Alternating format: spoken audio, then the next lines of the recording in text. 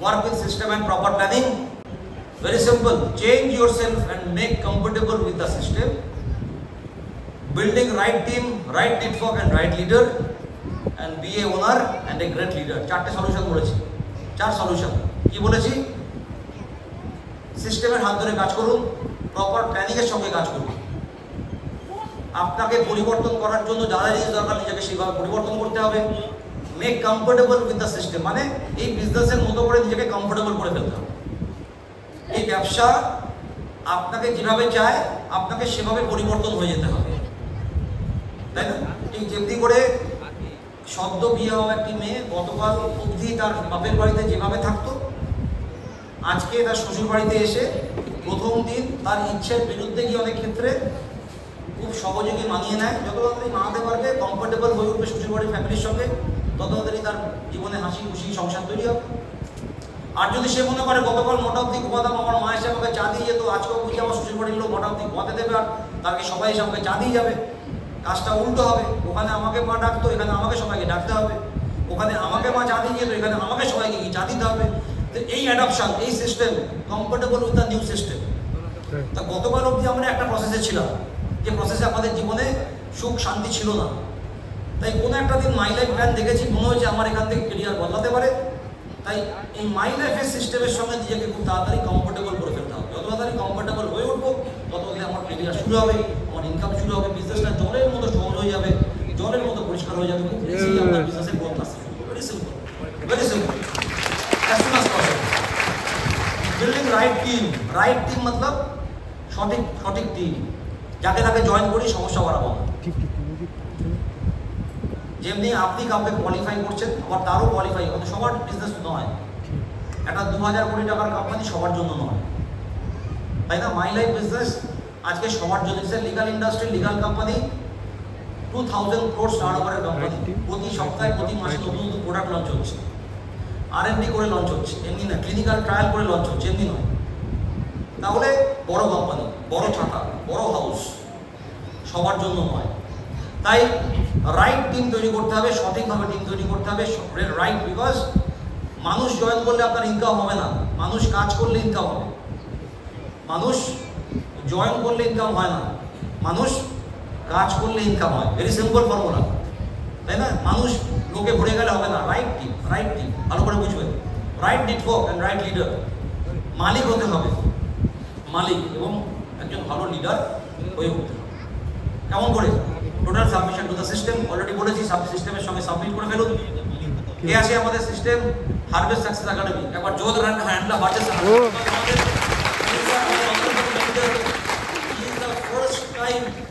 Direct selling company. যে কোনো direct selling company ভাবে যত মানুষ জয়েন করুক আর যত মানুষ হারিয়ে যাক, তাহলে কোম্পানির গ্রোথ। অন্য কোম্পানি কীভাবে বলুন তো? যত মানুষ জয়েন করুক আর যত মানুষ হারিয়ে যাক, তাহলে কম পে আউট দিতে হবে।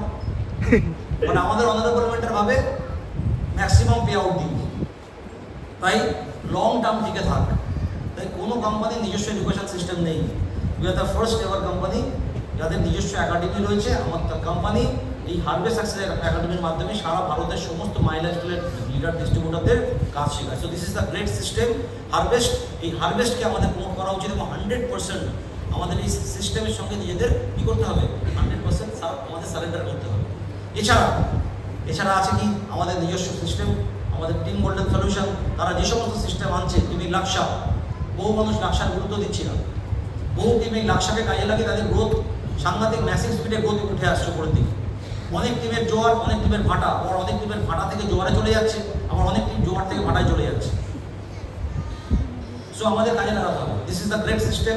সায়েন্টিফিক আমাদের কম্পিটিশন চলছে, প্রত্যেক সপ্তাহে আর্নিং, এটাকে কাজে লাগাতে হবে। যারা লাক্সা আমার পার্টিসিপেট করি, লাক্সা ভাবতে হবে, সো সারেন্ডারশিপ হতে হবে। Importance of mentor. এই বিজনেসটা শুরু করতে গেলে একটা मेंटर খুঁজুন ফার্স্ট। पहले आप अपना एक मेंटर को चूज करिए।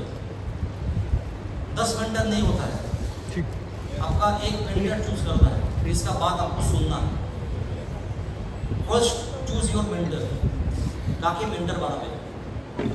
ইন জেনারেলি যিনি আপনাকে বিজনেসে নিয়ে এসেছেন তিনি আপনার মেন্টর হওয়া উচিত, বিকজ তিনি আপনাকে এই সুন্দর বিজনেসের পথ দেখিয়েছেন। বাট যদি তিনি ইনঅ্যাক্টিভ হন, যদি তিনি ইনঅ্যাক্টিভ হন তাহলে কি আমিও ইনঅ্যাক্টিভ হয়ে যাবো? ইনঅ্যাক্টিভ হবো না। বিকজ আমার কেরিয়ার চাই, আমার বিজনেস চাই, আমার জীবন চাই, আমার লাইফস্টাইল চাই। আমি স্বপ্ন থেকে মাই লাইফে এসেছি।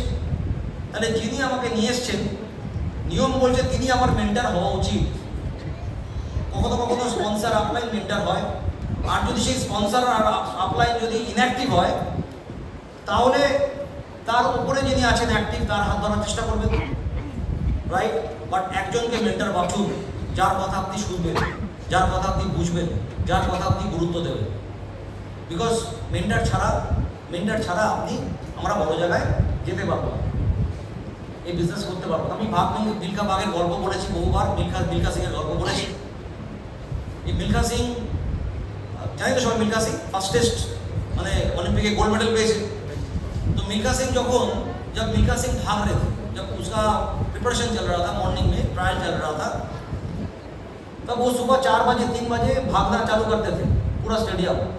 1 पाक 2 पाक 3 चक्कर 4 चक्कर 5 चक्कर 10 चक्कर होने के बाद जब वो पूरा अभी चक्कर लगाने का जगह पे नहीं है, उसका कोच बोल रहा है और एक चक्कर लगा गया, फिर और एक चक्कर लगा, फिर और एक चक्कर और एक चक्कर और एक चक्कर, ऐसे बोलते बोलते मिल्खा सिंह का मतलब हालत इतना खराब हो गया, नाक से मुंह से पानी निकल, मतलब खून निकल रहा है। तो बोल रहा है सर और मैं भाग नहीं सकता हूँ, मेरा खून निकल रहा है।